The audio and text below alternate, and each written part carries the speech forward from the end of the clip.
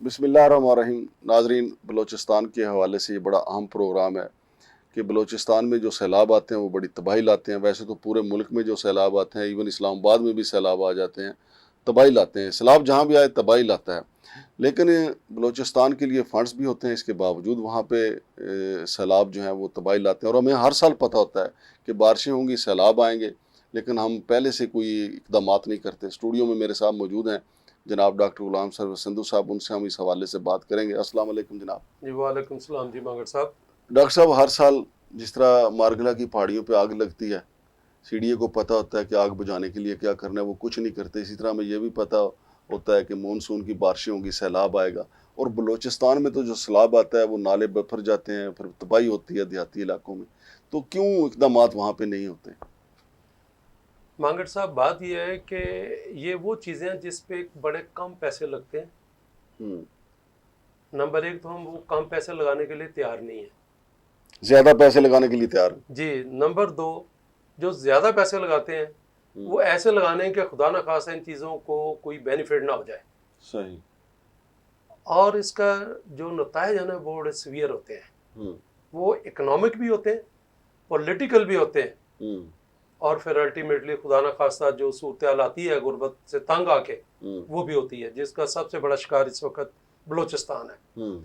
अब बात यह है कि जो सैलाब आता है, सैलाब जो है, अगर हमें पता है कि रेनी सीजन में ये चीज़ एक्सपेक्टेड है, तो मेरे भाई आपके यहाँ अदारे मौजूद हैं जिनके पास पिछले सालों का डेटा मौजूद होता है कि भाई आज पिछले साल बारिश हुई कितनी, उससे 5 साल पहले कितनी हुई, 10 साल पहले कितनी, 50 साल कितनी हुई, और जो पानी सैलाब का जो पानी है उसका वॉल्यूम क्या बना।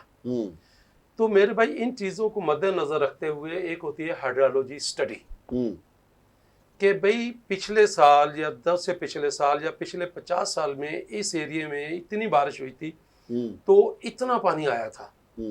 तो मेरे भाई उसका राइट ऑफ वे डिफाइन कर लेता है। अब आप बलूचिस्तान की सूरत देखें तो वहाँ पे ये नाले मौजूद हैं, दरियाओं की सूरत में गुजरगाहें मौजूद हैं, लेकिन उनको कोई डिफाइंड नहीं है, कोई प्रोटेक्शन नहीं है। सही। जिसको कहते हैं प्रिपेयर्डनेस, कि आपने आपको प्रिपेयर करना कि यार अगले साल के लिए हमने क्या तैयारी करनी है, हमारे पास टाइम पड़ा है अभी, तो पानी का एक रुख मुतय्यन। अब बात यह है कि एक तो हमारे यहाँ जो है ना, जो डिजास्टर मैनेजमेंट अथॉरिटीज़ हैं, वो अपना फ़र्ज समझती है कि हमारा फ़र्ज इतना है कि अलर्ट इशू कर दो, बस अलर्ट हो जाओ। मेरे भाई इसके लिए एक बाकायदा अभी मैं उठ के आ रहा हूँ, हमारी जो इंस्टीट्यूट ऑफ प्लानर्स श्रीलंका है और कौंसल जनरल जो श्रीलंकन है, उसके साथ मेरी अभी मीटिंग थी कि जी ये टाउन प्लानिंग क्या है, टाउन प्लानिंग के फंक्शन क्या है और आपके यहाँ किस तरह है। तो वहीं पे उसने कहा कि हमारे तो नेशनल लेवल से लेके लोकल लेवल तक town planning is a profession जो इन सारे इश्यूज को डील करता। अल्टीमेटली पॉलिटिकल जो सस्टेनेबिलिटी है, पॉलिटिकल स्ट्रेंथ है जो, ये उसकी तरफ लेके जाता है हमें। तो जैसे हमने बात की कि कौन डिटरमिन करेगा, इसके लिए मास्टर प्लान्स बनते हैं शहरों के, फिर एक रीजनल प्लान बनता है पूरे रीजन का, फिर नेशनल सतह पे फिजिकल प्लानिंग होती है। अब बात यह कि क्या उधर मास्टर प्लानिंग हो रही है, या हो रही तो कैसी हो रही है। मेरे भाई मास्टर बलूचिस्तान के हवाले से इट्स वेरी इंटरेस्टिंग कि वहाँ पे कोई 30-31 शहरों के जो मास्टर प्लान है, उसके लिए कोई तकरीबन 1 अरब 75 करोड़ पैसे ज़्यादा खर्च किया गया है। लेकिन पता नहीं उसमें से क्या निकालना है कि कोई भी टाउन प्लानिंग की फर्म को नहीं दिया गया। लिहाजा उसका रिजल्ट है कि इनएफिशिएंट मास्टर प्लान अगर बने हैं तो मतलब अन्यवा। और मजे वाली बात यह है कि मांगड़ साहब के 6 साल 4 साल 5 साल गुजरने के बावजूद जिनको दिए उन्होंने कुछ डिलीवर नहीं किया है। यानी उनका टाइम पीरियड गुजरे हुए साल गुजर गए जिसमें मास्टर प्लान बना के देना था, और वो पैसे लिए जा रहे। अब जब आपके मास्टर प्लान अगर आपने पैसे खर्च नहीं है तो आप भाई सही लोगों से बनवाओ। अब हम सही लोग किसको कहेंगे? इंपॉर्टेंट है। आप भी कहेंगे मैं भी सही हूँ, मैं भी सही हूँ, उमर भी सही है। अब कौन सही है? इसके लिए मेरे भाई एक एक्ट ऑफ पार्लियामेंट एग्जिस्ट करता है, जिसको हम कहते हैं Pakistan council of architects and town planners ordinance 1983। ये काउंसिल गवर्नमेंट की मतलब एक्ट ऑफ पार्लियामेंट के इससे नीचे एस्टैब्लिश हुई है।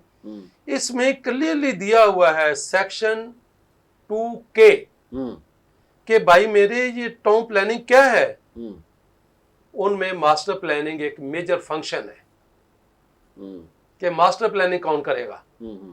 फिर सेक्शन 2N है कि मेरे भाई ये मास्टर प्लानिंग जो करनी किसने है, उसमें लिखा हुआ है, मैं एक्ट ऑफ पार्लियामेंट की बात कर रहा हूं कि जनाब उसमें लिखा हुआ है कि जनाब जिनके पास टाउन प्लानिंग की क्वालिफिकेशन है और उनके पास रजिस्ट्रेशन है Pakistan council of architects and town planners की एज टाउन प्लानर।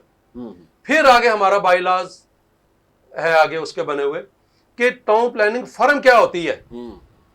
तो इतना क्लियर एक्ट ऑफ पार्लियामेंट है, उसके बावजूद कोई कसम खाई हुई कि हमने उसकी वायलेशन ही करनी है और हमने उनको काम देना है जिनका वो काम नहीं है, ना वो लीगली ऑथोराइज है उसके लिए, और दूसरा उनकी जो आप कह रहे हैं quality of that document, that is a big question. नहीं, आप मास्टर प्लानिंग की बात कर रहे हैं, मैं कहता हूं कि मास्टर प्लानिंग रहने दें, सिर्फ प्लानिंग भी हो रही है। नहीं, वहां पे प्लानिंग इस तरह नहीं हो रही कि जो प्लानिंग करनी है जिन लोगों ने, उनकी जगह मैंने कई दफा कहा है कि आप गायनेकोलॉजी में जो गायनेकोलॉजिस्ट है उसी जगह उसकी गायनी का ऑपरेशन करने के लिए टायर को पंक्चर लगाने वाला जो है उसको डिप्यूट कर दें। मसलन मैं अगर आप समझे कि आपकी जगह उधर बैठ के मीडिया की बात करना शुरू हो जाऊं तो मेरी क्या क्वालिटी होगी। सही। तो मेरे भाई एक बंदा पढ़ा ही नहीं है, एक बंदा ट्रेंड ही नहीं है, एक फर्म उसके लिए ऑथोराइज्ड ही नहीं है, उसके पास वो मैन पावर ही नहीं है। मतलब प्लानिंग तो सिर्फ ये है कि जो फंड आए हैं वो किस तरीके से अपनी जेब में डालें। बिल्कुल। उसका नतीजा क्या है? एक तो पैसे जाया गए, मैंने बताया 1,75,00,00,000 की बात कर रहा हूं मैं, और ये ऐसी बात नहीं है कि उनको पता नहीं है। मैंने चीफ मिनिस्टर को लेटर लिखे, मैंने चीफ सेक्रेटरी को लेटर लिखे, मैंने डीजी कोयटा डेवलपमेंट अथॉरिटी को लेटर लिखे, मैंने सेक्रेटरी प्लानिंग एंड डेवलपमेंट को लेटर लिखे। उन्होंने आखिर मेरे इतने लेटरों से तंग आगे पूछ लिया कि यार इनसे पूछो जो फर्में काम कर रही हैं टाउन प्लानिंग मेंबरशिप है इनकी या नहीं है। तो काउंसिल ने लिख के दिया जनाब ये तो टाउन प्लानिंग फर्म्स ही नहीं है, लेकिन उसके बावजूद उनको पेमेंट भी हो रही है। और जो क्वालिटी ऑफ डॉक्यूमेंट उसका नतीजा क्या है कि एक तो टाइम पे काम ही नहीं हुआ, दूसरी बात यह कि सलाह बारसाल आ जाते हैं। भाई मास्टर प्लान जब बनता है अगर वो क्वालिटी डॉक्यूमेंट है तो उसमें ये जो वाटर चैनल्स हैं, वाटर कोर्सेज हैं, ये क्लियरली डिफाइंड होते हैं। फिर उसमें अर्बन हाइड्रोलॉजी स्टडी होती है कि भाई मेरे ये नाला गुजरा है, इससे 50 साल इसमें ये बारिश हुई थी, इसका ये रन ऑफ बना था, तो इसका ये राइट ऑफ वे होना चाहिए। संधू साहब, इस दफा जो बारिशें हुई हैं, जो सैलाब आए हैं, कोई अदादो शुमार है कि कितनी तबाही हुई? तबाही अभी तक तो चूंकि चल रहा है सिलसिला, एग्जैक्ट फिगर तो नहीं है, लेकिन हम देखते हैं कि गांव के गांव फसलें और अर्बन एरियाज सारा इंफ्रास्ट्रक्चर तबाह हुआ है। मेरे भाई आप इसके कॉन्सिक्वेंस देखें एक गलती के। सबसे पहले तो एक्ट ऑफ पार्लियामेंट को क्यों वायलेट किया जा रहा है? हमारे पॉलिटिशियंस, चीफ सेक्रेटरी, अपने चीफ मिनिस्टर साहब या बाकी मिनिस्टर या कैबिनेट, सारे पॉलिटिकल लोग हैं ना, हमेशा क्लेम। देखा ना आप कल परसों का जो इवेंट है पार्लियामेंट का, उसमें कितना रिएक्शन आया है, होना भी चाहिए। लेकिन मेरे भाई जब एक्ट ऑफ पार्लियामेंट की वायलेशन होती है उसमें इतना रिएक्शन क्यों नहीं आता कि भाई ये एक्ट ऑफ पार्लियामेंट इसको क्यों वायलेट किया जा रहा है? नहीं तो वो तो रिएक्शन सरफराज बुगटी साहब ने देना है या अख्तर बैंगल ने देना है। अख्तर बैंगल साहब तो अलविदा पाकिस्तान का ट्वीट करके बैरून मुल्क चले गए। मेरे भाई आल हैं चीफ मिनिस्टर साहब, सही, और वो एक्टिव भी बढ़े। तो मेरे भाई कम से कम ये देख लें एक्ट ऑफ पार्लियामेंट की वायलेशन क्यों हो रही है और कौन कर रहा है। आगे पैसे तो आप लगा रहे हैं मास्टर प्लानिंग पे, 30 शहरों का एक मास्टर प्लान है, कोयटा का अलग से है, 1,75,00,00,000 से ज्यादा अमाउंट है। नहीं, लेकिन संधू साहब मैंने भी देखे बलूचिस्तान के हवाले से देखे ना, जो वहाँ के जो सीनियर पॉलिटिशियन है, जो वहाँ के सरदार हैं, वडेरे हैं, वो बलूचिस्तान के मसाइल में दिलचस्पी नहीं रखते। वो देखते हैं कि मेरे पास क्या होता है। मिसाल के तौर पे सादिक संजरानी साहब अभी कितना अरसा रहे हैं चेयरमैन सेनेट, तो ये मसाइल उनको नहीं पता था कि ये वहाँ पे मसाइल हैं। मेरे भाई ये उनकी प्रायोरिटी नहीं है। तो मैं भी यही कह रहा हूँ। उसका नतीजा क्या है? अगला देखें, एक ये लॉस, दूसरा जो मास्टर प्लानिंग पे आप पैसे लगा रहे हैं 2.25 अरब रुपया, वो लॉस, क्योंकि क्वालिटी डॉक्यूमेंट ही नहीं है, इलीगल डॉक्यूमेंट है, फिर लोगों की जानो माल कर। यस। तीसरा कि जो गवर्नमेंट हर साल सैलाब से तबाही वो जो कॉम्पनसेशन देती है। चौथा नुकसान जो उससे इंफ्रास्ट्रक्चर जो है वो तबाह होता है। लेकिन संधू साहब, ये जो तबाही होती है ज्यादातर देहाती इलाकों में होती है, मज़ाफ़ात में होती है, पैसा जो जाता है वो शहरों पे लगता है। देखिए पैसा अर्बन एरिया तो फिर लोकल एडमिनिस्ट्रेशन उन्होंने तकसीम करनी है ना, कि रूरल एरिया पे कितना लगना है, अर्बन एरिया पे कितना करना है। नहीं, जहाँ जो पैसा सैलाब का है, जहाँ सैलाब ने तबाही फेरी है, तो पैसा तो वहीं जाएगा ना। जी हाँ, ऐसा तो नहीं है कि आप कोयटा की या किसी और शहर की सड़कें बना दें। दुल्हन वो जो पिया मन चाहे। ठीक है सर। अब नुकसान के फिर इंफ्रास्ट्रक्चर, आपने हर साल उसके मद में पैसे आने, सबसे जो नुकसान ज्यादा होता है जिसकी तरफ कोई तवज्जो नहीं है, वो है कि गरीब आदमी सैलाब सबसे ज्यादा मारा जाता है, क्योंकि उसकी फसल तबाह होती है, उसका कच्चा घर तबाह होता है। अगर भूल के रूरल एरिया की जो बात आपने कि वहां कुछ सड़क बन गई है रूरल एरिया की, भूल चूक के वो सैलाब में गई, उनकी रोटी रोजी गई। आप मुझे बताएं कि वो क्या करेगा। इसका हल क्या है? इसका हल ये है compliance to act of parliament. आप एक डॉक्यूमेंट बनवाएं जो एक्ट ऑफ पार्लियामेंट के ऑथोराइज प्रोफेशनल उनसे बनाएं, मास्टर प्लानिंग बनाएं, प्रॉपर क्वालिटी डॉक्यूमेंट बने, और वो डिटरमिन करे कि मेरे भाई ये जो वाटर कोर्सेज हैं, ये जहां से सैलाब की सूरत बनती, हम हमेशा 50 साल के ऊपर डिफाइन करते हैं इसको। तो कोई ऐसी एक्स्ट्राऑर्डिनरी रेंज नहीं है कि कोई 50 साल का रिकॉर्ड टूट गया है। नो, डैम भी बन सकते हैं। मैं उधर आता हूं। इसका सबसे बड़ा फायदा क्या है कि हम कहते हैं कि बलूचिस्तान में अंडरग्राउंड वाटर जो है टेबल बहुत लो है, पानी नहीं है। मेरे भाई ये सैलाब के दिनों में आप सिंपल उसके जब वाटर कोर्सेज आप डिफाइन कर लेंगे, उसको हम कहते हैं रेन वाटर हार्वेस्टिंग। कि भाई मैं तो सीधी सी साइंस कोई उसमें नहीं है, मैं कभी ईंटें पत्थर लगाने में नहीं जाता।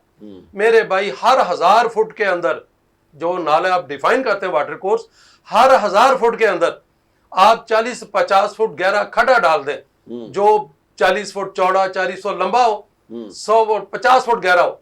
मेरे भाई सैलाब हर 1000 फुट पे आप खोद दें, मेरे भाई जो पानी अंडरग्राउंड भी चला जाएगा और उसका वॉल्यूम भी उतना नहीं बनेगा जो सैलाब की सूरत पैदा हो, और आपको उसका दोगुना बेनिफिट, यानी सैलाब के स्पीड ब्रेकर बन जाएंगे। Yes of course. और दूसरा अंडरग्राउंड वाटर टेबल जो है वो बेहतर हो जाएगा आपका।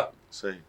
एक्ट ऑफ पार्लियामेंट की कंप्लायंस, पानी की शॉर्टेज की जो शॉर्टेज है उसकी रिकवरी, उसको मेकअप किया जा सकता है। जो मास्टर प्लान बनते हैं उसको क्वालिटी मास्टर प्लान बनाएं। सबसे आखिर इस गरीब के रहम हो जाएगा, गरीब पे रहम गए। जो तबाह तो सबसे ज्यादा होता है, लेकिन तवज्जो सिर्फ शहरों की तरफ होती है।